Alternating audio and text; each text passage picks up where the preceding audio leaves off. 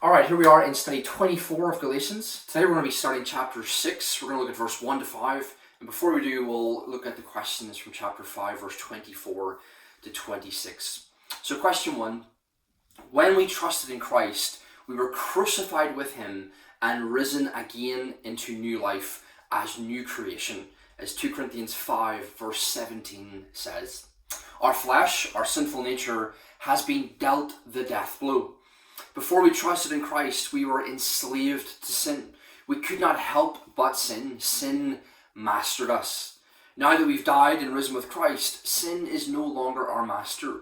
Christ has freed us from that. We no longer have to sin. Go and read John 8, verse 31 to 36. And yesterday you read Romans 6, verse 1 to 14. And I'd encourage you to go back and read verse 15 to 23. So the whole of Romans 6 then is basically talking about this whole concept. Question 2 then. We walk by the Spirit, 5 verse 16. The Spirit fights for us against our sinful desires, 5 verse 17. We're led by the Spirit, 5 verse 18.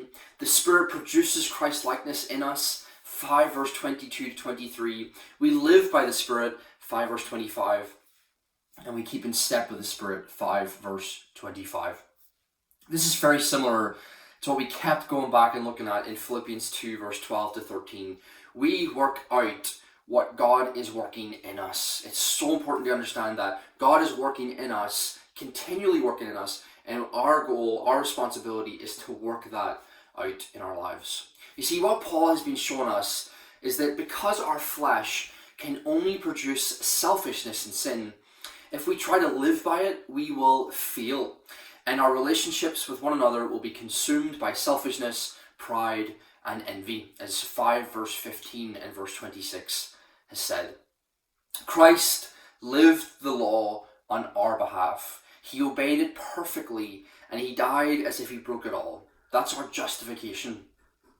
Christ lives his life through us. The Spirit fights for us against our flesh and transforms us more and more to be like Christ.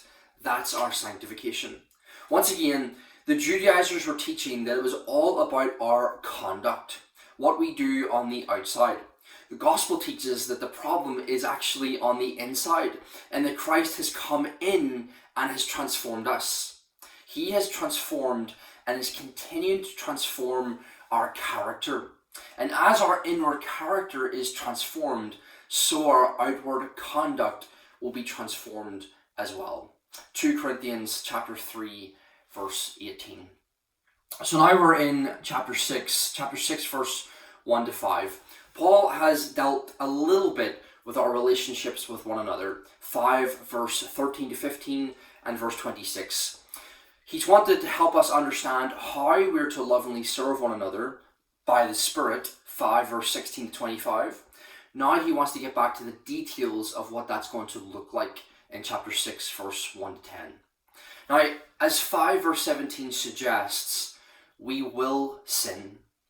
Even though we no longer have to as Christians, we will choose to gratify the desires of the flesh. We will choose to be selfish, and we will use others to get what we want or hurt others who get in the way of what we want. It's sad, but the reality is this will happen.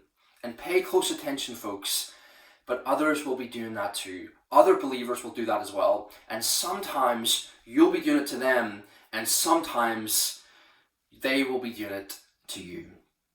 So 2 questions then for chapter 6, verse 1 to 5. Question 1, what should we do to a fellow believer who is falling into sin, error, or need?